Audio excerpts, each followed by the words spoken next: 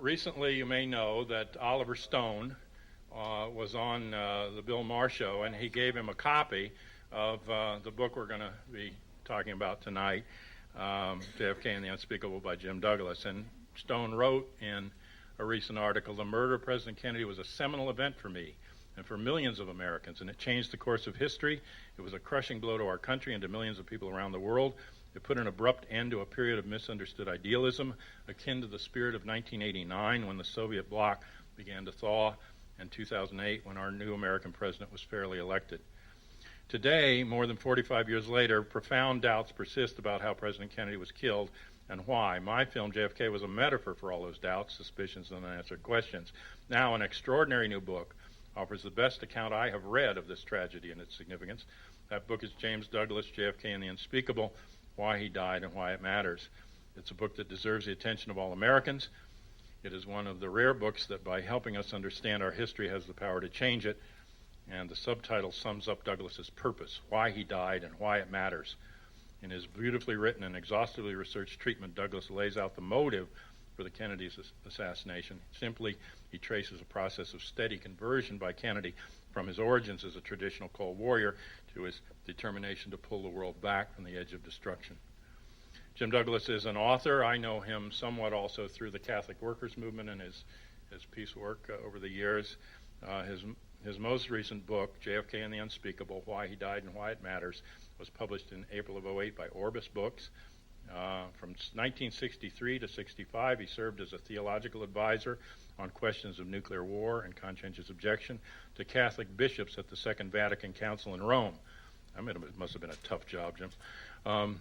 He then taught theology at Bellarmine College, Louisville, Kentucky, the University of Hawaii, and the program in the program for the study and the practice of nonviolence at the University of Notre Dame. Jim and Shelley Douglas helped form Ground Zero Center for Nonviolent Action alongside the Trident submarine base in Seattle, Washington. He served a year and a half in jail for acts of civil disobedience at the Trident base. The Douglases and Ground Zero developed an extended community in 250 towns and villages and cities vigiling by the railroad tracks of the Trident nuclear weapons shipments. In September of '89, they moved to Birmingham, Alabama. From Birmingham, he's taken part in a series of peacemaking journeys to the Middle East and peace walks through Israel, the West Bank, and Jordan, and 5 visits to Iraq. In '93, the Douglases founded Mary's House, a Catholic worker house of hospitality in Birmingham for homeless families, and he has also written 4 books on the theology of nonviolence: The Nonviolent Cross, Macmillan, '68, Resistance and Contemplation, Doubleday in '72, Lightning, East to West, Crossroads, '83, and Nonviolent Coming of God, Orbis, '91. All 4 books have been republished by WIPF and Stock Publishers in Eugene, Oregon. So that's the distinguished guest we have to talk to us tonight, and we're glad that his search for the truth of theology and nonviolence has led him into the search for the truth of these assassinations. Jim Douglas.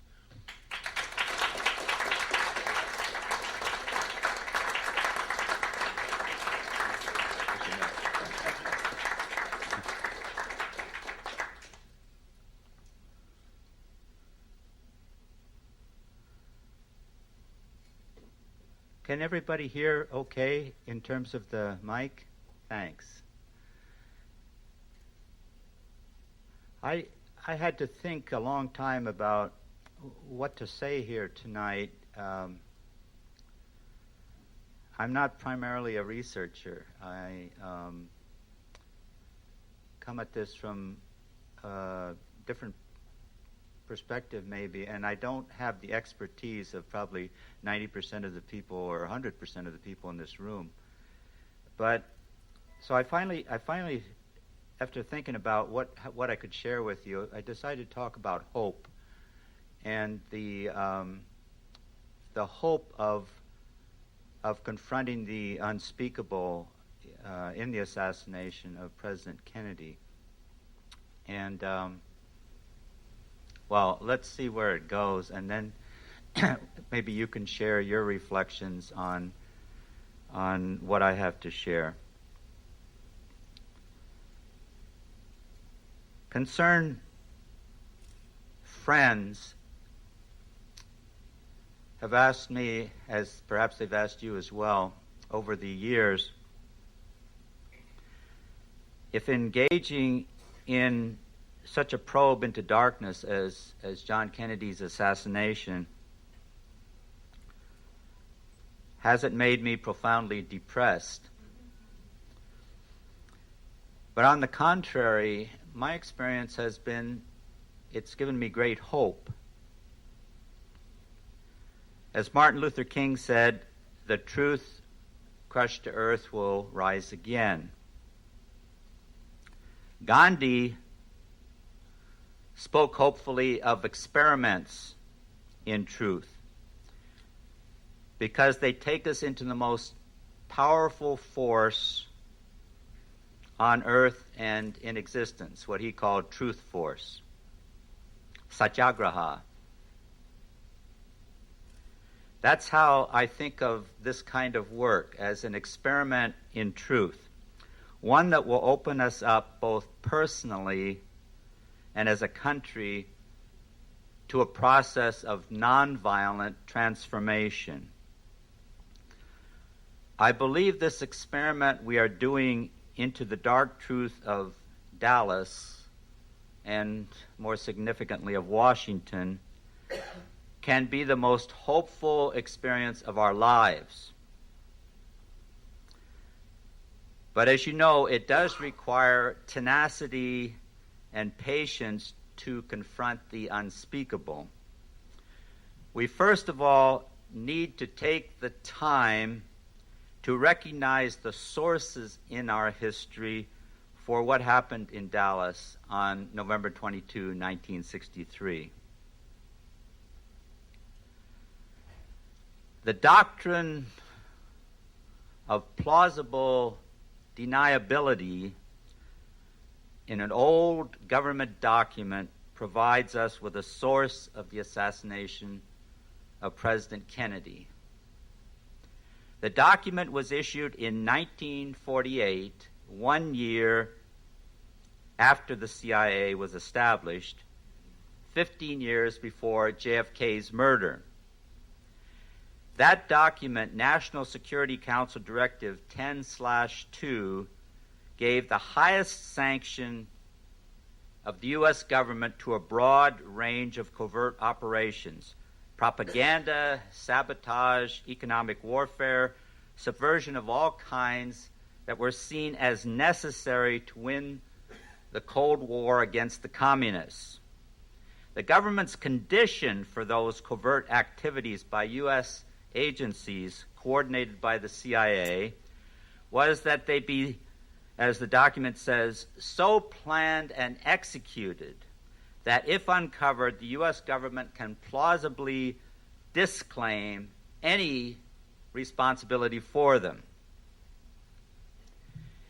In the 1950s, under the leadership of CIA Director Allen Dulles, the doctrine of plausible deniability became the CIA's green light to assassinate national leaders, conduct secret military operations, and overthrow governments that our government thought were on the wrong side in the Cold War. Plausible deniability meant our intelligence agencies, acting as paramilitary groups, had to lie and cover their tracks so effectively that there would be no trace of U.S. government responsibility for criminal activities on an ever-widening scale. The man who proposed this secret subversive process in 1948, diplomat George Kennan, said later, in light of its consequences, that it was the greatest mistake I ever made. President Harry Truman, under whom the CIA was created and during whose presidency the plausible deniability doctrine was authorized, had deep regrets. He said in a statement on December 22, 1963, "For some time I have been disturbed by the way the CIA has been diverted from its original assignment. It has become an operational and at times a policy-making arm of the government. This has led to trouble and may have compounded our difficulties in several explosive areas. We have grown up as a nation respected for our free institutions and for our ability to maintain a free and open society. There is something about the way the CIA has been functioning that is casting a shadow over our historic process, and I feel that we need to correct it. Truman later remarked, "The CIA was set up by me for the sole purpose of getting all the available information to the president. It was not intended to operate as an international agency engaged in strange activities." President Truman's sharp warning about the CIA and the fact that warning was published 1 month to the day after JFK's assassination should have given this country pause. However, his statement appeared only in an early edition of the Washington Post, then vanished without comment from public view. What George Kennan and Harry Truman realized much too late was that in the name of national security, they had unwittingly allowed an alien force to invade a democracy.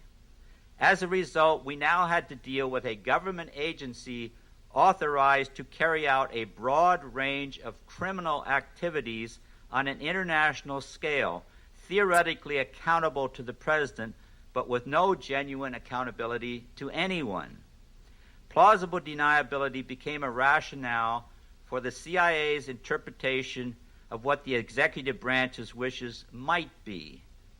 But for the agency's crimes to remain plausibly deniable, the less said, the better, to the point where CIA leaders' creative imagination simply took over. It was all for the sake of winning the Cold War by any means necessary and without implicating the more visible heads of the government. One assumption behind Kennan's proposal unleashing the CIA for its war against communism was that the agency's criminal power could be confined to covert action outside the borders of the United States, with immunity from its lethal power granted to U.S. citizens. That assumption proved to be wrong. During the Cold War, the hidden growth of the CIA's autonomous power corresponded to the public growth of what was called a fortress state. What had been a struggling post-war democracy in our country was replaced by the institutions of a national security state. President Truman had laid the foundations for that silent takeover by his momentous decision to end the Second World War by a demonstration of nuclear weapons on the people of Hiroshima and Nagasaki in order to stop a Soviet advance to Japan. Truman's further post-war decision for U.S. nuclear dominance in the world, rather than allowing for international control of nuclear weapons, was his second disastrous mistake in terms of initiating the nuclear arms race in the world and subverting democracy in the USA. A democracy within a national security state cannot survive. The president's decision to base our security on nuclear weapons created the contradiction of a democracy ruled by the dictates of the Pentagon. A democratic national security state is a contradiction in terms. The insecure basis of our security then became weapons that could destroy the planet. To protect the security of that illusory means of security, which was absolute destructive power, we now needed a ruling elite of national security managers with an authority above that of our elected representatives. So from that point on, our military-industrial managers made the real decisions of state.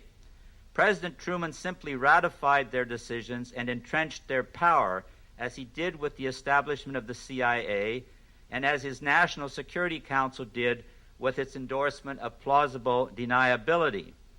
His successor, President Eisenhower, also failed to challenge in his presidency what he warned against at its end, the military-industrial complex. He left the critical task of resisting that anti-democratic power in the hands of the next president, John Kennedy. When President Kennedy then stood up to the Pentagon, the CIA, and the military-industrial complex, he was treated as a traitor.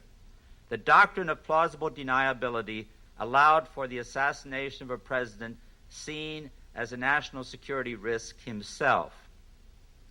The CIA's plausible deniability for crimes of state, as exemplified by JFK's murder, corresponds in our politics to what the Trappist monk and spiritual writer Thomas Merton called the unspeakable. Merton wrote about the unspeakable in the 1960s when an elusive, systemic evil was running rampant through this country and the world. The Vietnam War, the escalating nuclear arms race, and the interlocking murders of John Kennedy, Malcolm X, Martin Luther King, and Robert Kennedy were all signs of the unspeakable. For Merton, the unspeakable was ultimately a void, an emptiness of any meaning, an abyss of lies and deception. He wrote the following description of the unspeakable shortly after the publication of the Warren Report, which he could have been describing. He said, "The unspeakable is the void that contradicts everything that is spoken, even before the words are said. The void that gets into the language of public and official declarations at the very moment when they are pronounced and makes them ring dead with the hollowness of the abyss." That's the Warren Report. The void of the unspeakable is the dark abyss. It's the midnight reality of plausible deniability that we face when we peer into our national security state's murder of President Kennedy. And that, I believe, is precisely where hope begins. Why President Kennedy was murdered can be, I believe, a profound source of hope to us all when we truly understand his story. Now, how can that possibly be? The why of his murder as a source of hope. Let's begin with the way Kennedy himself looked at the question. One summer weekend in 1962, while he was out sailing with friends, President Kennedy was asked what he thought of 7 Days in May. You remember 7 Days in May? A best-selling novel that described a military takeover in the United States. JFK said he'd read the book, and as you know, he was a very fast reader. And he came back the next day, and he said, yes, he'd read it, and then he discussed with his friends the possibility of their seeing just such a coup in the United States.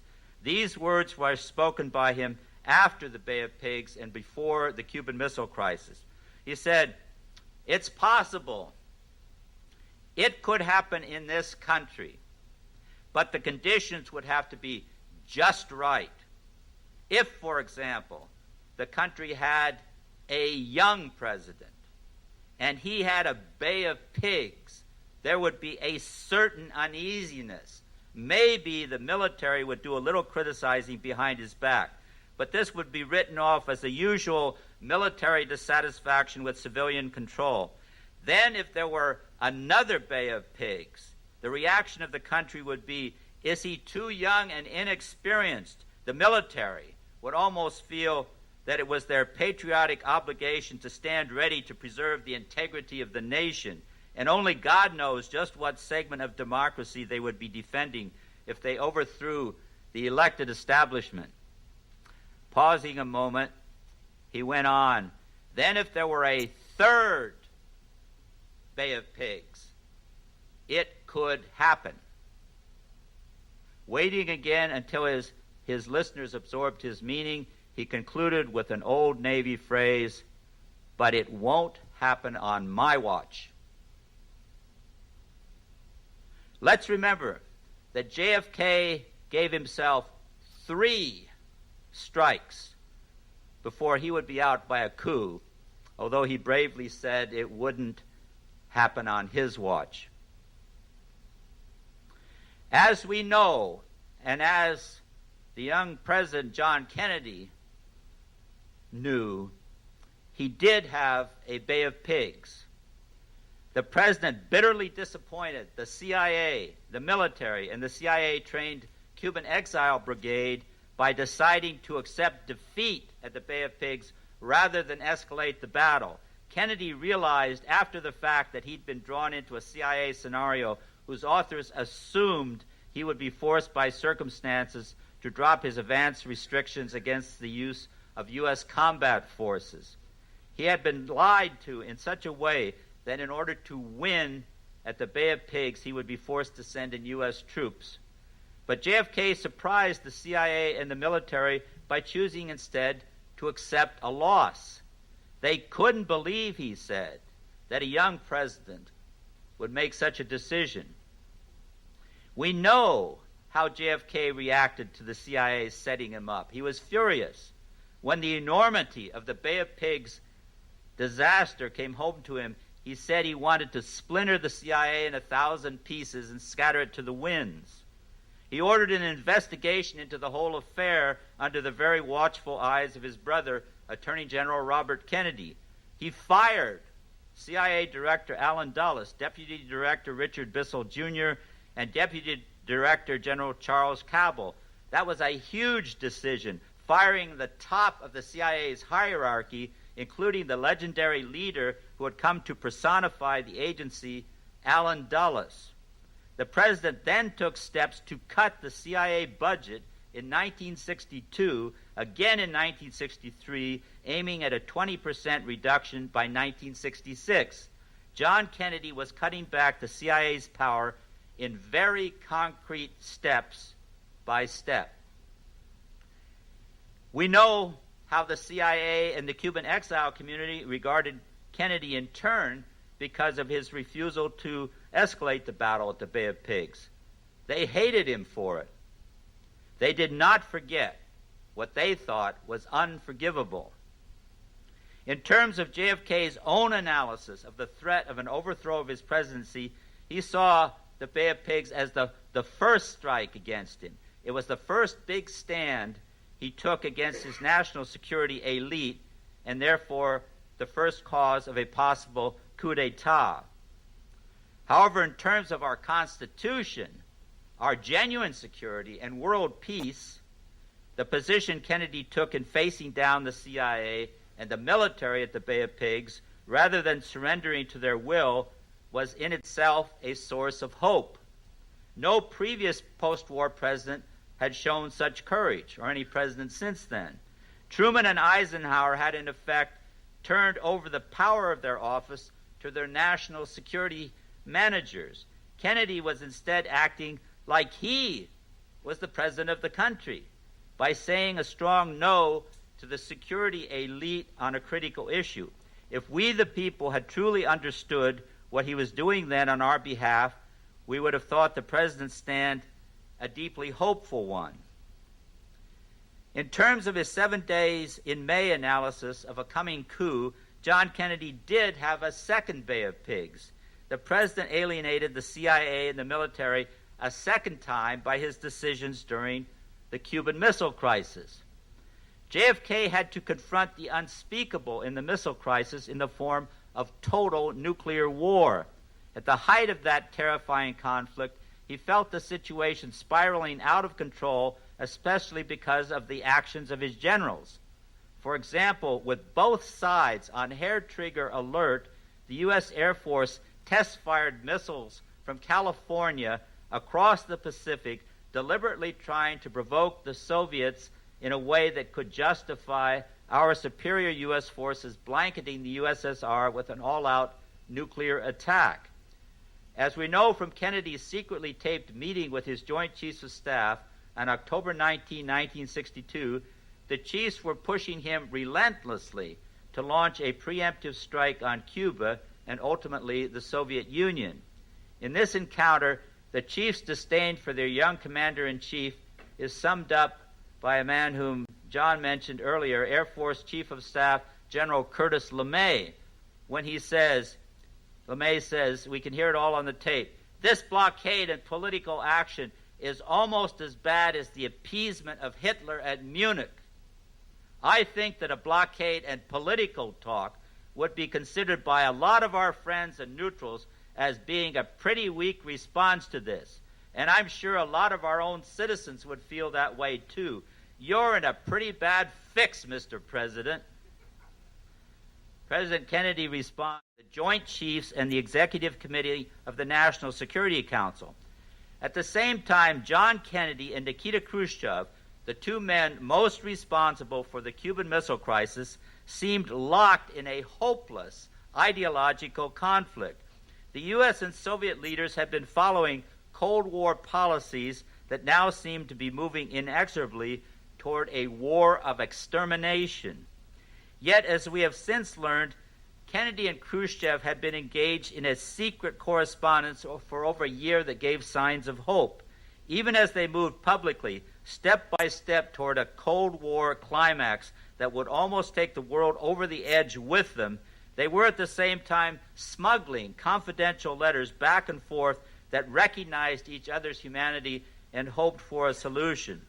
They were public enemies who, in the midst of deepening turmoil, were secretly learning something approaching trust in each other. I reread several of these letters yesterday. A man was asking me to reread them to him over the radio, and I was struck especially by the first things that Khrushchev says in his first letter to JFK when he's sitting by the Black Sea in his home, and he's looking out over the water, and it's a very beautiful letter, beginning of the letter especially.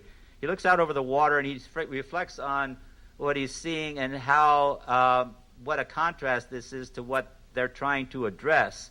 And he says, I want to suggest to you, Mr. President, a symbol of our problem. He says, this is Khrushchev, the communist, saying this, it's Noah's Ark. He said, let's not try to distinguish who are the clean and the unclean on this ark, Mr. President. We're in a sea of nuclear weapons. Let's just keep the ark afloat. And Kennedy, after this letter was smuggled to him in a newspaper to his press secretary, who wondered, why do I want a newspaper given to me by a KGB agent? And he found out that there was a 28-page letter to the president inside it from Nikita Khrushchev. And when Kennedy responded to this, he was sitting by the Atlantic Ocean in Hyannisport, and he talks about the beauty there, and he says, yes, Mr. Chairman, Noah's Ark, that's our symbol. We have to keep the Ark afloat. We have to keep the Ark afloat. So even in the midst of the missile crisis, these two men had begun to, through their communications, their secret communications, they'd begun to almost beyond their intentions to develop a bit of trust in each other. So on what seemed the darkest day in the crisis, when a Soviet missile had shot down a U-2 spy plane over Cuba, intensifying the already overwhelming pressures on Kennedy to bomb Cuba, the president sent his brother, Attorney General Robert Kennedy, secretly to Soviet Ambassador Anatoly Dobrynin. RFK told Dobrynin, as Dobrynin reported to Khrushchev, that the president, quote, didn't know how to resolve the situation. The military is putting great pressure on him. Even if he doesn't want or desire a war, something irreversible could occur against his will. That is why the president is asking for help to solve this problem. In his memoirs, Khrushchev recalled a further chilling sentence from Robert Kennedy's appeal to Dobrynin. If the situation continues much longer, the president is not sure that the military will not overthrow him and seize power. The editor to Khrushchev's memoirs felt he had to stick in a footnote in there and say, there's no evidence of this, there's no evidence of this. Well, apparently the president thought there was some. Sergei Khrushchev, Nikita's son, who, as you probably know, is now in this country and a citizen, he's described his father's thoughts. His father described the thoughts to him when he read Dobrynen's wired report relaying John Kennedy's plea. The president was calling for help. That was how Father interpreted Robert Kennedy's talk with our ambassador. So at a moment when the world was falling into darkness, Kennedy did what from his general standpoint was intolerable and unforgivable. JFK not only rejected the general's pressures for war, even worse, the president then reached out to their enemy asking for help. That was treason. When Nikita Khrushchev had received Kennedy's plea for help in Moscow, he turned to his foreign minister, Andrei Gromyko, and he said, "We have to let Kennedy know that we want to help him." Khrushchev stunned himself by what he just said. Did he really want to help his enemy Kennedy? Yes, he did. He repeated the word to his foreign minister. Yes, help. We now have a common cause to save the world from those pushing us toward war. How do we understand that moment? The two most heavily armed leaders in history, on the verge of total nuclear war, joined hands against those on both sides pressuring them to attack. Khrushchev ordered the immediate withdrawal of his missiles in return for Kennedy's public pledge never to invade Cuba and his secret promise to withdraw U.S. missiles from Turkey, as he would in fact do. By the way, I was in Rome, Italy at this time, and I didn't know, of course, the secret pledge that Kennedy had given to Khrushchev, or that he would in fact withdraw his missiles from Turkey. So I wrote an article for Dorothy Day's Catholic Worker newspaper, the most radical Catholic paper in the country, if not in existence, and I proposed what I thought was outrageous, and Dorothy published it right away, that what we should do is in exchange for Khrushchev withdrawing the missiles from Cuba, Kennedy should have had the guts to withdraw his missiles from Turkey. This was outrageous for this to even be suggested in the most radical publication I could find in my particular community. Kennedy did it. Kennedy did it. I remember that history. I remember what was unthinkable for him to do such a thing. The two Cold War enemies, both of them, had turned so that each now had more in common with his opponent than either had with his own generals. As a result of that turn toward peace, one leader would be assassinated 13 months later. The other, left without his peacemaking partner, would be overthrown the following year. Yet because of their turn away from nuclear war, today we are still living and struggling for peace on this earth. Hope is alive. We still have a chance. What can we call that transforming moment when Kennedy asked his enemy for help and Khrushchev gave it? From a Buddhist standpoint, it was enlightenment of a cosmic kind. Others might call it, from their perspective, a divine miracle. Readers of the Christian Gospels could say that Kennedy and Khrushchev, they were only doing what Jesus said, love your enemies. That would be love as Gandhi understood it, love as the other side of truth, a respect and understanding of our opponents that goes far enough to integrate their truth into our own. In the last few months of Kennedy's life, he and Khrushchev were walking that extra mile where each was beginning to see the other's truth. Neither John Kennedy nor Nikita Khrushchev was a saint. Each was deeply complicit in policies that brought humankind to the brink of nuclear war. Yet when they encountered the void that Merton, for example, was talking about, then by turning to each other for help, they turned humanity toward the hope of a peaceful planet. John Kennedy's next Bay of Pigs, his next critical conflict with his national security state, was what John was talking about, his American University address. Saturday Review editor Norman Cousins summed up the significance of that remarkable speech. At American University on June 10, 1963, President Kennedy proposed an end to the Cold War. I believe it is almost impossible to overemphasize the importance of President Kennedy's American University address. It was a decisive signal to both Nikita Khrushchev on the one hand and JFK's national security advisors on the other that he was serious about making peace with the communists. After he told the graduating class at American University that very important opening that John was just beginning to get into, he said, "What kind of peace do I mean? What kind of peace do we seek?"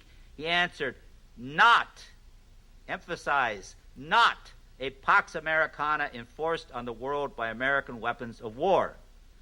Kennedy's rejection of a Pax Americana enforced on the world by American weapons of war was an act of resistance to the military-industrial complex. The military-industrial complex was totally dependent on a Pax Americana enforced on the world by American weapons of war. That Pax Americana, policed by the Pentagon, was considered the system's indispensable, hugely profitable means of containing and defeating communism. At his own risk, Kennedy was rejecting the very foundation of the Cold War system. In its place as a foundation for peace, the president put a compassionate description of the suffering of the enemy, the Russian people. They had been our allies during World War II and had suffered mightily. Yet even their World War II devastation, he said, would be small compared to the effects of a nuclear war of both their country and ours.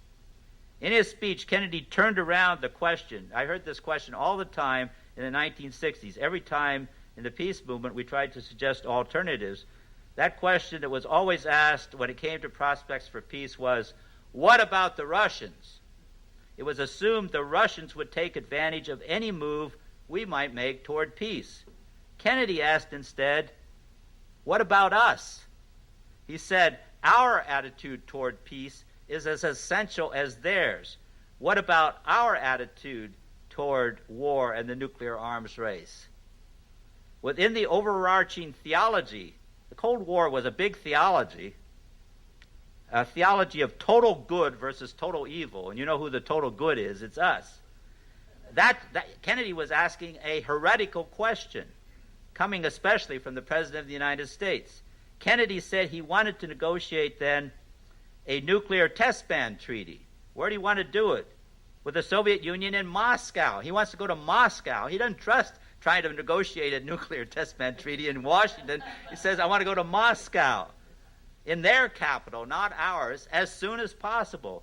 So to clear the way for such a treaty, what does he do? He said he was suspending U.S. atmospheric tests unilaterally. He's doing unilateral renunciation of his testing before anything with Khrushchev. John Kennedy's strategy of peace penetrated the Soviet government's defenses far more effectively than any missile could ever have done. The Soviet press, which was accustomed to censoring U.S. government statements, published the entire speech all across the country. Soviet radio stations broadcast and rebroadcast the speech to the Soviet people. In response to Kennedy's turn toward peace, the Soviet government even stopped jamming all Western broadcasts into their country. Everything is changing. Nikita Khrushchev was deeply moved by the American University address. He said Kennedy had given the greatest speech by any American president since Roosevelt. JFK's speech was received less favorably. Where? In his own country.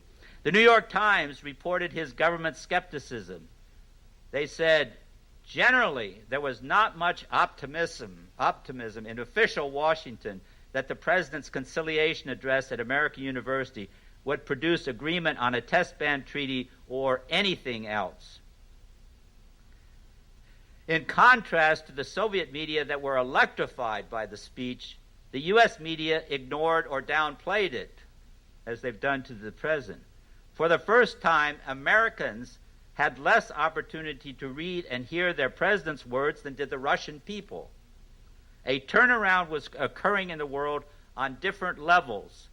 Whereas nuclear disarmament had suddenly become feasible, Kennedy's position in his own government had become precarious.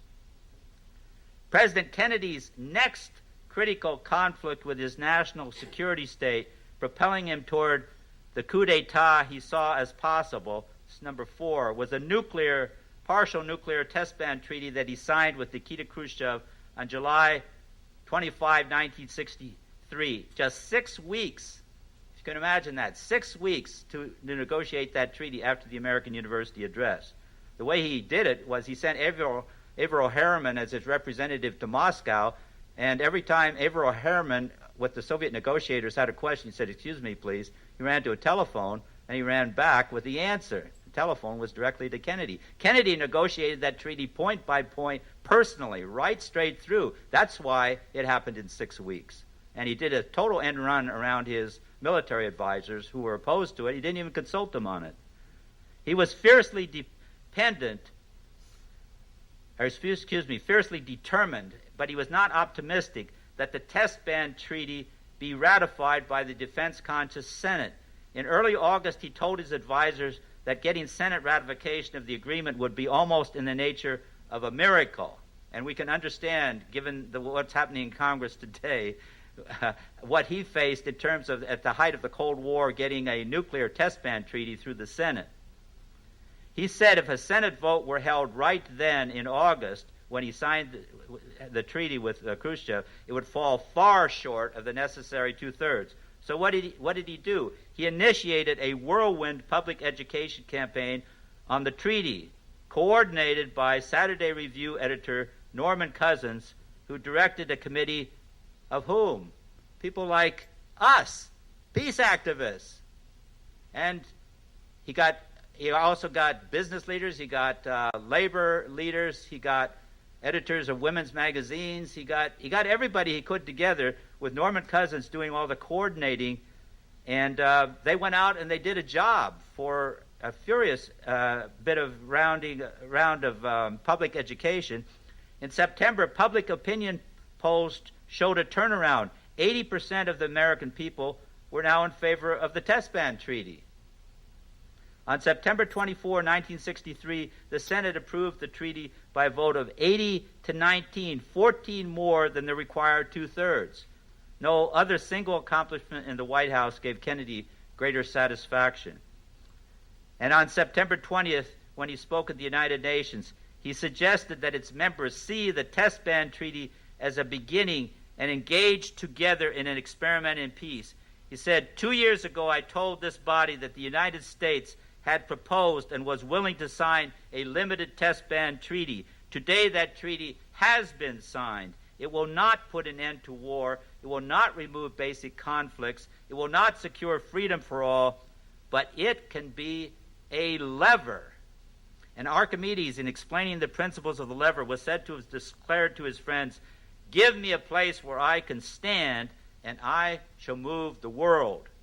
My fellow inhabitants of this planet, let us take our stand here in this assembly of nations, and let us see if we, in our own time, can move the world to a just and lasting peace. Now, when he said those words, John Kennedy was secretly engaging in another risky experiment in peace. That same day at the United Nations, Kennedy told UN Ambassador Adlai Stevenson that his assistant, William Atwood, should go ahead to make discreet contact with Cuba's UN Ambassador, Carlos Lechuga. The question, was Fidel Castro interested in a dialogue with John Kennedy?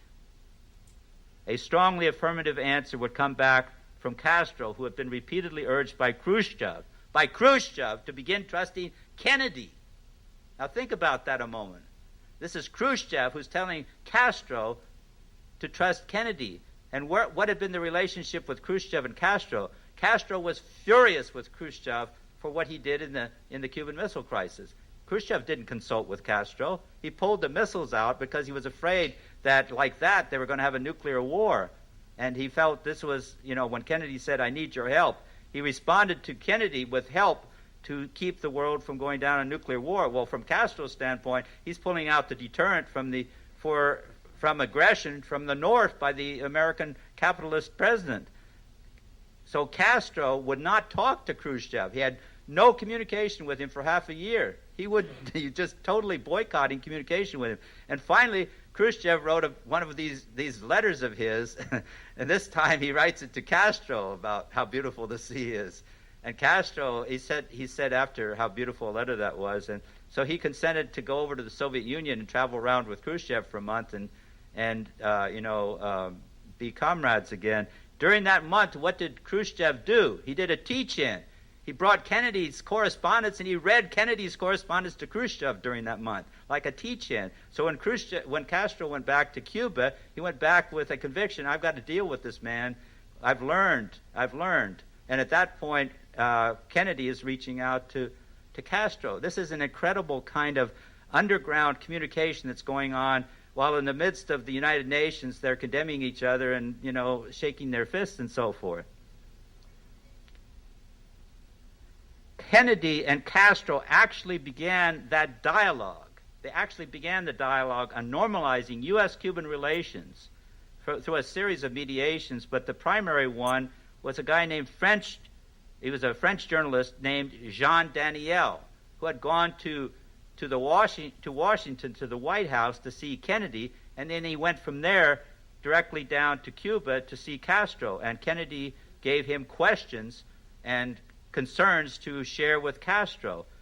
And when Daniel was down there, and Castro, he thought he wouldn't even get a chance to see Castro because Castro was overwhelmed with stuff. And all of a sudden, Castro appeared at his hotel, and he sat up with him all night, asking him to repeat time after time after time again exactly what Kennedy had said. And then they had several subsequent meetings. So on the afternoon of November 22, 1963, when John Kennedy was killed, those two men were together speaking about the hope that came from what Kennedy was trying to do in reaching out to Castro.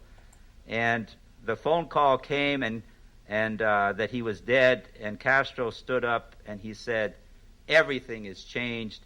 Everything is going to change." This was all written about 2 weeks later in the New Republic magazine by Jean Daniel, and it's as if historians never knew this existed. The whole thing was out there 2 weeks after these events took place, and Jean Daniel reported the whole thing, what Kennedy had said, what Castro had said, and the whole shebang. On October 11, 1963, President Kennedy issued a top-secret order to begin withdrawing the U.S. military from Vietnam. In National Security Action Memorandum 263, he ordered that 1,000 U.S. military personnel be withdrawn from Vietnam by the end of 1963. The bulk of U.S. personnel be taken out by the end of 1965. Kennedy decided on his withdrawal policy against the arguments of most of his advisors at a contentious October 2 National Security Council meeting. When Defense Secretary Robert McNamara was leaving the meeting to announce the withdrawal to the White House reporters, the president called to him, "And tell them that means all of the helicopter pilots too. Everybody's going out." In fact, it would not mean that at all. After JFK's assassination, his withdrawal policy was quietly voided. In light of the future consequences of Dallas, it was not only John Kennedy who was murdered on November 22, 1963, but 58,000 other Americans and over 3 million Vietnamese, Laotians, and Cambodians. In his reflections on 7 days in May, John Kennedy had given himself 3 Bay of Pigs type conflicts with his national security state before a possible coup. What about 6? The Bay of Pigs, the Cuban Missile Crisis, American University Address, Nuclear Test Ban Treaty, the beginning of a back-channel dialogue with Fidel Castro, JFK's order to withdraw U.S. troops from Vietnam. This, however, is a short list of the increasing conflicts between Kennedy and his national security state. A short list. We can add to the list a 7th Bay of Pigs, the steel crisis, in which he profoundly alienated the military-industrial complex before the Cuban Missile Crisis even took place. The steel crisis was a showdown the president had with U.S. Steel and 7 other steel companies over their price-fixing violations of an agreement he had negotiated between U.S. Steel and the United Steelworkers Union. In a head-on confrontation with the ruling elite of Big Steel, JFK ordered the Defense Department to switch huge military contracts away from the major steel companies to the smaller, more loyal contractors that had not defied him. After the big steel companies bitterly backed down from their price raises, JFK and his brother Robert were denounced as symbols of ruthless power by the Wall Street power brokers at the center of the military-industrial complex.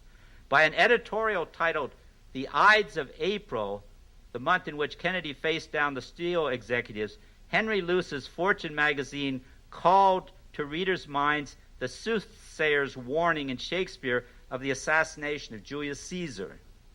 Fortune was warning Kennedy that his actions had confirmed the worst fears of corporate America about his presidency and would have dire consequences.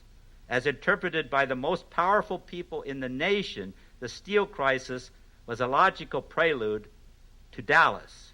It was a seventh Bay of Pigs. An eighth Bay of Pigs was Kennedy's diplomatic opening to the fiery Third World leadership of President Sukarno of Indonesia. Historians never mention this. Sukarno was the most outspoken proponent of Third World neutralism in the Cold War. He had actually coined the term Third World. That's where it comes from Sukarno of Indonesia. The CIA wanted Sukarno dead. It wanted what it saw as his pro-communist global orientation obliterated. During Eisenhower's presidency, the CIA repeatedly tried to kill and overthrow Sukarno, but they failed. JFK, however, chose to work with Sukarno, hoping to win him over as an ally, which he did. Sukarno came to love Kennedy. The U.S. president resolved what seemed a hopeless conflict between Indonesia and its former colonial master, the Netherlands, averting a war. To the CIA's dismay, in 1961, Kennedy welcomed Sukarno to the White House. Most significantly, 3 days before his assassination, President Kennedy said he was willing to accept Sukarno's invitation to visit Indonesia the following spring. Sukarno even built a house for him there. His visit to Indonesia would have dramatized in a very visible way Kennedy's support of Third World nationalism, a sea change in U.S. government policy. That decision to visit Sukarno was an eighth Bay of Pigs. Kennedy's Indonesian policy was also killed in Dallas with horrendous consequences. After Lyndon Johnson became president, the CIA finally succeeded in overthrowing Sukarno in a massive purge of suspected communists that ended up killing 500,000 to 1 million Indonesians.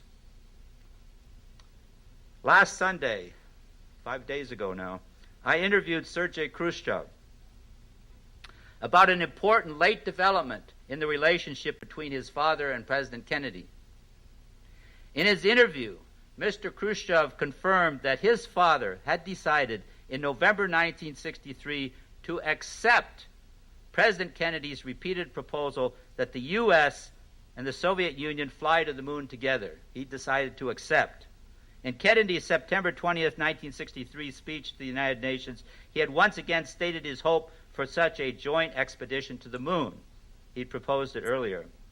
However, neither American nor Soviet military leaders, neither side, jealous of their rocket secrets, were ready to accept his initiative. They merged their rocket secrets. They can't use them in war. Nikita Khrushchev, siding with his own rocket experts, felt that he was still forced to decline Kennedy's proposal. That was when he re-proposed it in September. JFK was looking beyond the myopia of the generals and the scientists on both sides of the East-West struggle. He knew about that merging of missile technologies in a peaceful project would defuse the Cold War. That's part of his day-by-day strategy of peace that he had in the speech that John was quoting. Sergei Khrushchev said his father talked to Sergei, about a week before Kennedy's death on the president's idea for a joint lunar mission. Nikita Khrushchev had broken ranks with his rocket scientists. He now thought he and the Soviet Union should accept Kennedy's invitation to go to the moon together as a further step in peaceful cooperation. In Washington, Kennedy acted as if he already knew about Khrushchev's hopeful change of heart on that critical issue. JFK was already telling NASA to begin work on a joint U.S.-Soviet lunar mission. On November the 12th, 1963, of course 10 days before, JFK issued his National Security Action Memorandum 271, ordering NASA to implement, as he put it, my September 20th proposal for broader cooperation between the United States and the USSR in outer space, including cooperation in lunar landing programs, unquote. That further visionary step to end the Cold War also died with President Kennedy. As you know, the U.S. went to the moon alone. U.S. and Soviet rockets continued to be pointed at their opposite countries rather than being joined in a project for a more hopeful future. Sergei Khrushchev said, "I think if Kennedy had lived, we would be living in a completely different world." In the final weeks of his presidency, President Kennedy took one more risky step toward peace. It can be seen in relation to an amazing meeting he had the year before with 6 Quakers who visited him in his office. This is the president with 6 Quakers, just the 7 of them. 1,000 members of the Society of Friends had been vigiling for peace and world order outside the White House. President Kennedy agreed to meet with 6 of their leaders. So that's all we got to do to see the president, just vigil outside the White House. He'll invite you in. I've interviewed all 3 survivals of that meeting with the president from 47 years ago. They remain uniformly amazed. They were amazed then, and they're just as amazed today when they talk about it. These are radical peace activists. They've all been arrested multiple times, as have I, for that matter. They remain uniformly amazed at the open way in which the president listened and responded to their radical Quaker critique of his foreign policy. They said they'd never met anybody who listened as well as he did. He was not, as one of them said, you could tell he wasn't thinking of something to say to them, and he wasn't countering or whatever, although he said honest things, as we'll see in a moment here. Among their challenges to him was a recommendation that the United States offer its surplus food to the People's Republic of China. China, of course, was considered an enemy nation, yet it was also one whose people were beset by a famine. So Kennedy said to the Quakers, "Do you mean you would feed your enemy when he has his hands on your throat?" The Quakers said they meant exactly that. They reminded him it was what Jesus had said should be done. Kennedy said he knew that, and he knew it was the right thing to do, but he couldn't overcome the China lobby in Washington to accomplish that. Nevertheless, a year and a half later, in the fall of 1963, against overwhelming opposition, again, nobody reports this today, Kennedy decided to sell wheat to the Russians, who had a severe grain shortage. He outraged critics who said in effect to him what he had said to the Quakers, "Would you feed an enemy who has his hands on your throat?" Kennedy was getting the same thing back.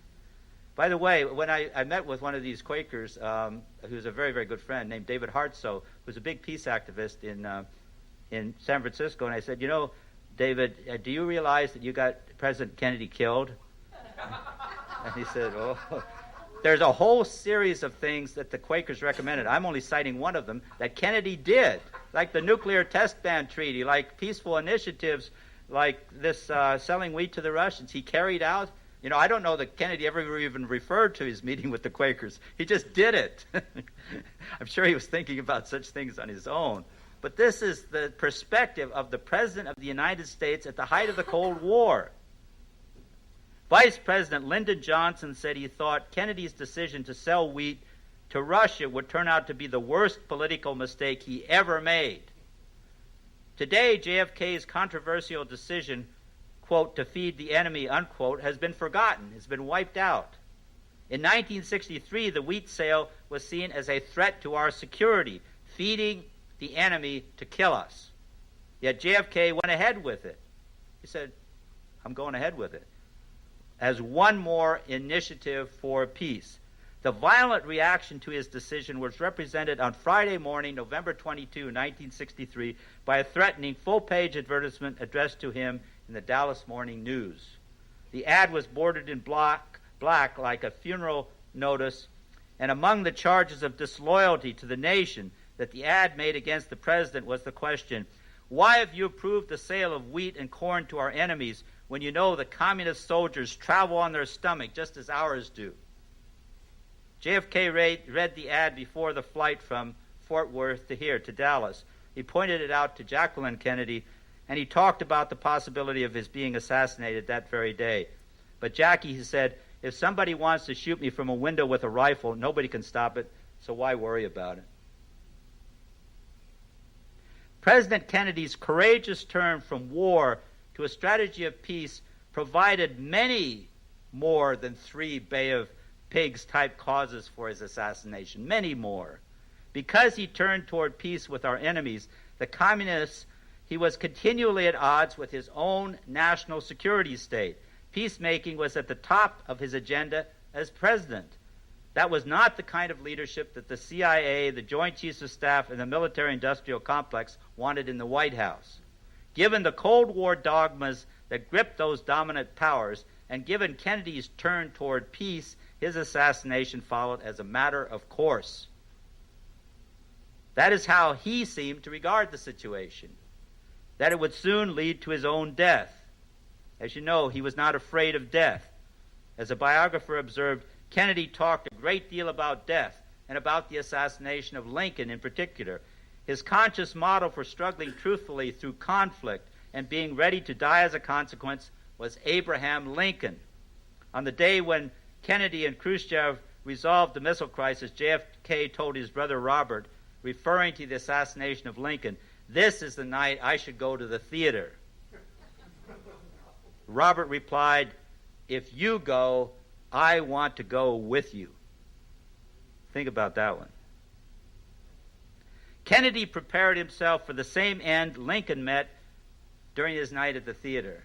He prepared for it. Late at night on the June 5, 1961 plane flight back to Washington from his Vienna meeting with Nikita Khrushchev, a very wary President Kennedy wrote down on a slip of paper as he was about to fall asleep a favorite saying of his from Abraham Lincoln. It was really a prayer.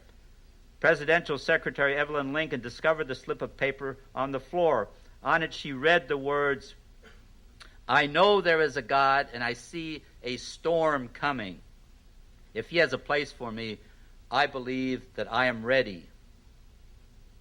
Kennedy loved that prayer. He cited it repeatedly. More important, he made the prayer his own. In his conflicts with Khrushchev, then much more profoundly with the CIA and the military, he had seen a storm coming. If God had a place for him, he believed that he was ready. For at least a decade, JFK's favorite poem had been Rendezvous, a celebration of death.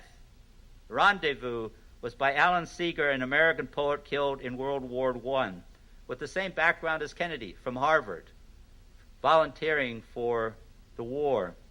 The poem was Seeger's affirmation of his own anticipated death. The refrain of Rendezvous, "I have a rendezvous with death," articulated John Kennedy's deep sense of his own mortality. Kennedy had experienced a continuous rendezvous with death in anticipation of his actual death, from the deaths of his PT boat crew members, from drifting alone in the dark waters of the Pacific Ocean, from the early deaths of his brother Joe and sister Kathleen, and from the recurring near-death experiences of his almost constant illnesses.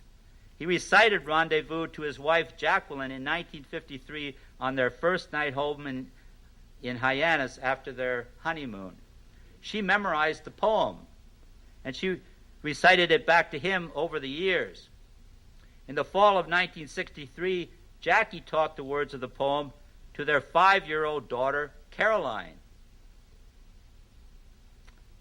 I've thought many times about what took place then in the White House Rose Garden, one beautiful fall day in 1963. On the morning of October 5, 1963, President Kennedy met with his National Security Council in the Rose Garden. It was a beautiful day, so we went outside. And Caroline suddenly appeared at her father's side. She said she wanted to tell him something. He tried to divert her attention so that the meeting could continue. He told her to go across the lawn where her mother was riding a horse. Caroline kept tugging at his coat and persisted, So the president smiled, and he turned his full attention to his daughter like he would to anybody he was speaking with. This is what people always said. He gave you his total attention. And he said, "Go ahead. What do you want?" While the members of the National Security Council sat and watched, Caroline looked into her father's eyes and she said, "I have a rendezvous with death at some disputed barricade. When spring comes back with rustling shade and apple blossoms fill the air, I have a rendezvous with death when spring brings back blue days and fair. It may be he shall take my hand and lead me into his dark land and close my eyes and quench my breath. It may be I shall pass him still. I have a rendezvous with death on some scarred slope of battered hill when spring comes round again this year and the first meadow flowers appear. God knows 'twere better to be deep, pillowed in silk and scented down, where love throbs out in blissful sleep, pulse nigh to pulse and breath to breath, where hushed awakenings are dear. But I've a rendezvous with death at midnight in some flaming town when spring trips north again this year, and I to my pledged word am true. I shall not fail that rendezvous." After Caroline said the poem's final word, rendezvous, Kennedy's national security advisors sat in stunned silence. One of them said later the bond between father and daughter was so deep it was as if there was an inner music he was trying to teach her. JFK had heard his own acceptance of death from the lips of his daughter, while surrounded by a National Security Council that opposed his breakthrough to peace. The president once again deepened his pledge not to fail that rendezvous. If God had a place for him, he believed that he was ready. So how can the why of his murder give us hope? Where do we find hope when a peacemaking president is assassinated by his own national security state? How do we get hope from that? The why of the event that brings us together tonight encircles the earth. The why encircles the earth. Because John Kennedy chose peace on earth at the height of the Cold War, he was executed. But because he turned toward peace, in spite of the consequences to himself, humanity is still alive and struggling. That is hopeful, especially if we understand what he went through and what he has given to us as his vision. At a certain point in his presidency, John Kennedy turned a corner and he didn't look back. I believe that decisive turn toward his final purpose in life, resulting in his death, happened in the darkness of the Cuban Missile Crisis. Although Kennedy was already in conflict with his national security managers, the missile crisis was the breaking point. At that most critical moment for us all, he turned from any remaining control that his security managers had over him toward a deeper ethic, a deeper vision in which the fate of the earth became his priority. Without losing sight of our own best hopes in this country, he began to home in with his new partner, Nikita Khrushchev, on the hope of peace for everyone on this earth, Russians, Americans, Cubans, Vietnamese, Indonesians, everyone on this earth. No exceptions. He made that commitment to life at the cost of his own. What a transforming story that is. And what a propaganda campaign has been waged to keep us Americans from understanding that story, from telling it and from retelling it to our children and grandchildren. Because that's a story whose telling can transform a nation. But when a nation is under the continuing domination of an idol, namely war, it is a story that will be covered up. When the story can liberate us from our idolatry of war, then the worshipers of the idol are going to do everything they can to keep the story from being told. From the standpoint of a belief that war is the ultimate power, that's too dangerous a story. It's a subversive story. It shows a different kind of security than always being ready to go to war. It's unbelievable, or we're supposed to think it is, that a president was murdered by his own government agencies because he was seeking a more stable peace than relying on nuclear weapons. It's unspeakable. For the sake of a nation that must always be preparing for war, that story must not be told. If it were, we might learn that peace is possible without making war. We might even learn there is a force more powerful than war. How unthinkable, but how necessary if life on earth is to continue. That is why it is so hopeful for us to confront the unspeakable and to tell the transforming story of a man of courage, President John F. Kennedy. It is a story ultimately not of death, but of life, all our lives. In the end, it is not so much a story of one man as it is a story of peacemaking when the chips are down. That story is our story, a story of hope. I believe it's a providential fact that the anniversary of President Kennedy's assassination always falls around Thanksgiving and periodically on that very day. This year, the anniversary of his death, 2 days from now, will begin Thanksgiving week. Thanksgiving is a beautiful time of year with autumn leaves falling to create new life. Creation is alive as the season turns. The earth is alive. It is not a radioactive wasteland. We can give special thanks for that. The fact that we are still living, that the human family is still alive with a fighting chance for survival, and for much more than that, is reason for gratitude for a peacemaking president and to the unlikely alliance he forged with his enemy. So let us give thanks this Thanksgiving for John F. Kennedy and for his partner in peacemaking, Nikita Khrushchev. Their story is our story, a story of the courage to turn toward the truth. Remember what Gandhi said that turned theology on its head.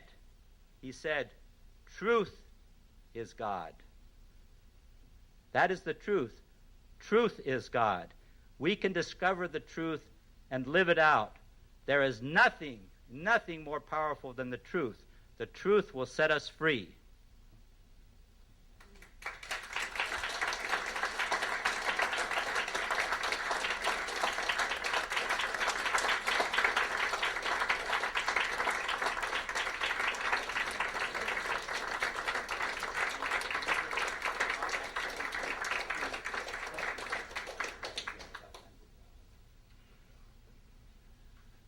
So we're going to do a question and answer period here. We'll take questions.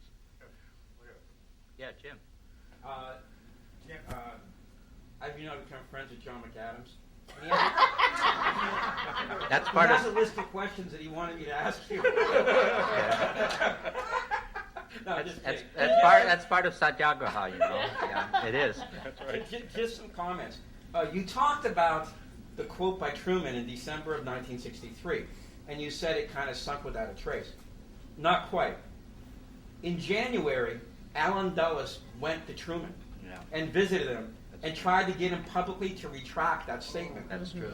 Which is very interesting because he's on the Warren Commission Yeah. at this time in January 1964. Okay, and I think you said, he thought Allen Dulles actually said that Kennedy, he actually thought he was president. Yeah. Okay, after he was dead. Okay. Amen. Okay. Okay. The third thing, you're talking about the Pentagon versus JFK at the missile crisis, and you talked about what LeMay was saying after JFK was gone, and I'm sure you know why the tape was there, right? Because he thought that they had all lied to the press about what really happened during the Bay of Pigs. So now he wanted to get them on tape so they couldn't lie again after the missile crisis. And he said afterwards, well, one thing about those guys, if I listen to them, there'll be nobody to argue with once the Holocaust comes. And the last thing, when he was preparing for his trip to see Sukarno, he asked Allen Dulles for the CIA file, and he gave them a redacted version of the file. Because the president wasn't Okay, clear. but there was enough in it that he could read it, and he said, no wonder this guy doesn't like us. We tried to overthrow his government. Okay? Thank you. You're welcome. Thank you. Thank you. Jim, could you repeat again about President Truman's column in the Washington Post, December 22nd, 63? So you're telling me that it only lasted as long as the early edition until somebody probably made some phone calls? Well, the question is, what happened to that column, that statement that President Truman made that was published in the December 22, 1963 Washington Post? It vanished. There was a researcher who discovered it sometime later, and he did as much research as he could to try to find out where it appeared after this early edition of the Washington Post. Well, it didn't appear in any further edition of the Washington Post, nor any place else. Zero. That's what the researcher could discover. What happened? Well, Lisa's got an idea on that. Why don't you say? I was just going to say I stumbled across this recently where Yes. In later years somebody said it wasn't really Truman who wrote that. It was one of his aides who wrote it using Truman's name. And, as we all know, Harold Truman was alive at the time, and if that was not his statement, he would have been the first to come forward and say that's not what I believe. So interesting how they try and whitewash that in different ways. Right. And as Jim was saying, he resisted Dulles when Dulles tried to get him to retract the statement. And there was nothing else in the press going on at that time that would have given rise to those comments. The only thing that had happened besides right after the assassination, a month earlier. After the assassination of John Kennedy, there's Truman saying, the CIA is casting a shadow over our history. 1 month to the day. And then it's like, I knocked over my host. We'll be friends someday. Yes, sir. Please. Go ahead. Okay. Two things. One, Sure. You mentioned about the proposal to change the moon race to be a cooperative effort. Yes. You can't find that on NASA's website, What a surprise. surprisingly. And was the UN speech the first place where this floated, or had it been? No, he said it back in 61. I mean, he was already proposing it to Khrushchev in 61, and he proposed it repeatedly. He was intent on getting the missile technology together so that they wouldn't be using it as rockets. But Khrushchev, just a week or two before the assassination, Sergei is quite emphatic about this. He had changed his mind, and Kennedy has a national security memorandum on this subject simultaneously with that. Now, either he's awfully intuitive or they were communicating. Sergei said he didn't know of any official communication. I think they should have left the first flag instead. Absolutely. The other question is tangential. Have you looked at John Paul I? What happened to him? Have I looked at John Paul I? Well, yeah, I know the book on John Paul I and what he might have done, and he only lasted a month, as the folks who remember him would recall. I've read the work, and I think it's interesting. I'm not a researcher into John Paul I, and I am into John the 23rd, and he was amazing. And I didn't mention him tonight, but he was the mediator between Khrushchev and Kennedy at the height of the missile crisis. He made a public appeal. Of course, we didn't hear about it in this country, but he made a public appeal, a global public appeal, after checking with both of them on how he could say it in a way that would truly mediate them. And Khrushchev said afterwards that Pope John the 23rd's words were the most hopeful thing he experienced at that point in the missile crisis. He said gave him a huge amount of hope. And then John the 23rd became a kind of unofficial spiritual advisor to these two guys, one in Moscow and one in Washington. And when he issued he was dying at the time. He had cancer, and they knew he was dying, and especially Khrushchev loved Pope John the 23rd. And John the 23rd, he issued this incredible papal statement that's the background for the American University Address, has the same kinds of themes in it. And the first person to receive a copy of that, first person in the world outside the Vatican is who? Khrushchev. Nikita Khrushchev, in Russian translation, was handed a copy of that a couple of weeks before it was published by Norman Cousins. He said, the Pope wants you to have this.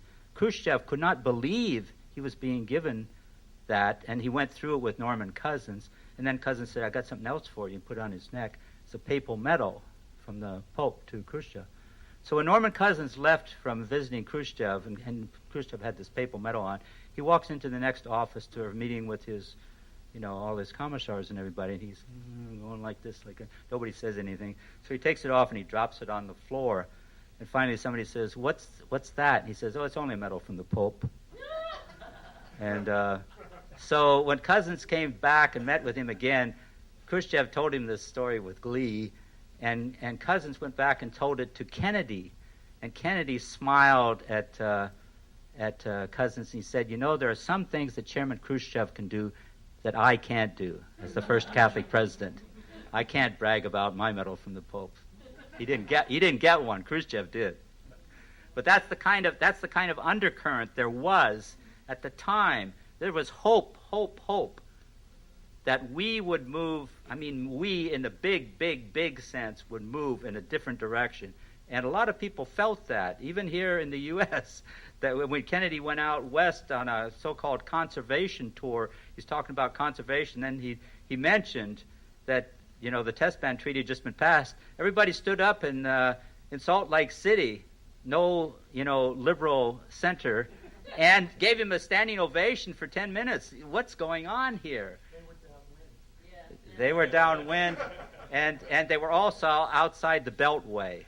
A lot of people outside the Beltway had been terrified by the missile crisis, rightly so, as Kennedy and Khrushchev were. And when this new wind, not a downwind from the radiation, was going on, that was hope. That was hope. We don't remember this stuff. It's meant to be wiped out. Those who control the past, control the future. Those who control the present, control the past. Mr. Orwell had it down. Can I add a tag to Sure, that? The person sure. who followed Pope John the 23rd in was James Angleton's asset. The guy who became Pope Paul. Yeah, He had been running since World War II. Yeah, so. yeah. So, Kind of sad. So, yeah, we don't get too many saints as popes. Anyhow. Or as presidents either, for that matter. And John Kennedy was not a saint, but he was something else. You know what the term martyr means? It means witness. It means witness. He was a witness to a vision. He was a martyr. Not a saint, but he was a martyr. That's good enough for a president. Yes, Dawn, yeah. She needs back that way. Yeah.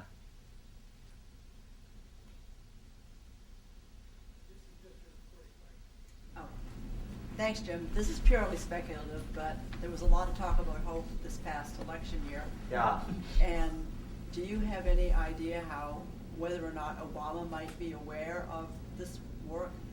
I mean, there was an article a couple of months ago where Leon Panetta made some kind of strange remarks that sounded like he was aware of your book.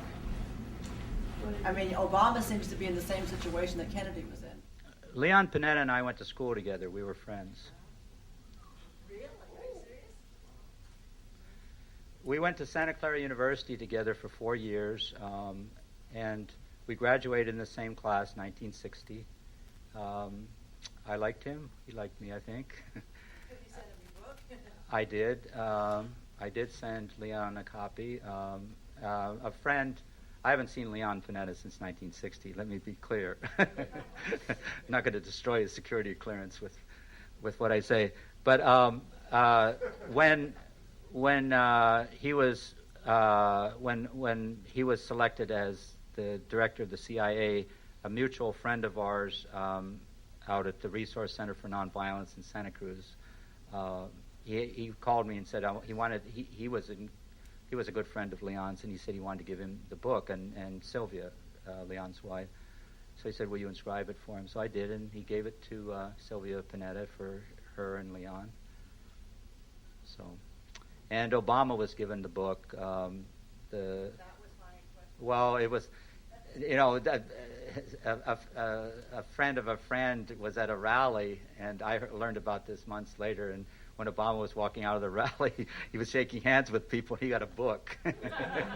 So he had to walk away with this book. Now, what he did with the book, I don't think it's necessarily on his night table every night, but these people, but there's something a little bit hopeful here. You know a guy named Larry Wilkerson, Lawrence Wilkerson? Lawrence Wilkerson is the the former chief of staff of Colin Powell, and he apparently read this thing. A friend of mine, and he had lunch together, and he was going on about this.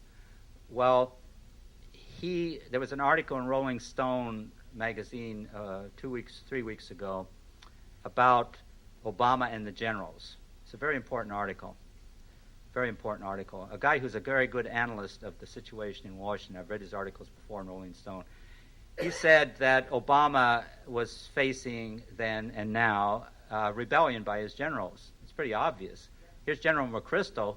He's supposed to be. He's not supposed to be the president of the United States. He's supposed to be taking orders, and here he is lobbying for 60,000 American troops more. And Obama had actually told him, according to this article last August, that he didn't want him to make that recommendation. And McChrystal not only makes the recommendation, he goes public with it. Well, this is insubordination of a major nature. So I'm reading the article, and there's Lawrence Wilkerson being quoted in it. And the article ends with Lawrence Wilkerson being quoted in it. And he says, what Obama has to do is to face down his General McChrystal just the way that President John F. Kennedy faced down General Curtis LeMay in the Cuban Missile Crisis. That's what we need at this moment in history. That's what we need. So we got to keep telling this story. It does get through. It does get through to people at all kinds of levels, whether you went to school with them or not. And I don't know how it gets through. All you got to do is just tell the story. This is a transforming story. And some people say, well, Obama's, is terrified because he understands the implications of his power. That's quite possible. But Kennedy understood the implications of his power. He wasn't just terrified. He was inspired by what he could do with that, regardless of the consequences. And if we understand it sufficiently the first time around, we got to understand it right now and get it far enough out ahead of this president so that, as the people lead, the leader will follow and has a little bit of space because of us. That's the key. It's not Obama. Thanks for sharing it. You want to take more? One more, and then All right, we'll do one more question. Somebody have one? one more. Chris? Well, it seems like a tired old one, really. As a researcher, I try to think linearly, the piece of all. I mean, is there anything that struck you as the final of those 9 or 10 things that he's doing right? Do you have your own guesses if there was one determining one? In my opinion, and this is only my opinion, I don't know. In my opinion, they had a profile on Kennedy before he became president of the United States. Before he became a president of the United States, they knew, I'm talking about the Central Intelligence Agency in particular, they knew he was a supporter of third world nationalism. That was a major, major theme in his campaign. No historian writes about this. There are hundreds of references in his campaign for his support for third world nationalism. It was his way also of saying, I'm supporting, I'm a kind of supporter of civil rights. He wasn't coming right out and giving a big, of course he phoned to help Martin Luther King, and that signaled it in a big, big way. But he was a person who was sympathetic to Patrice Lumumba. And Patrice Lumumba was not assassinated after Kennedy became president, although Seymour Hersh says so in his book. He is absolutely wrong. Patrice Lumumba was assassinated days before, I think just a few days before Kennedy became president. And why was he assassinated at that time? So that he would not be imprisoned at a time when a man would become president of the United States who was sympathetic to Patrice Lumumba. There's a picture of Kennedy when he receives the news of Patrice Lumumba's assassination. We have it. It's on the cover of Richard Mahoney's book, a very fine book on Kennedy's African policies. You look at that picture, Kennedy is stricken at the very moment with a kind of agony in his face when he hears on the phone that Patrice Lumumba has just been assassinated, because he felt that perhaps if he had spoken out as a presidential candidate on Lumumba, that wouldn't have happened. Kennedy took responsibility for all this stuff, including the assassination of Ziem, which was being pushed, as you know, by other folks very, very heavily. He was trying to get Ziem to do certain things that would avoid it. When you're president of the United States, these people in these certain positions, they don't just do what you say you want them to do. And Obama, of course, has that problem too.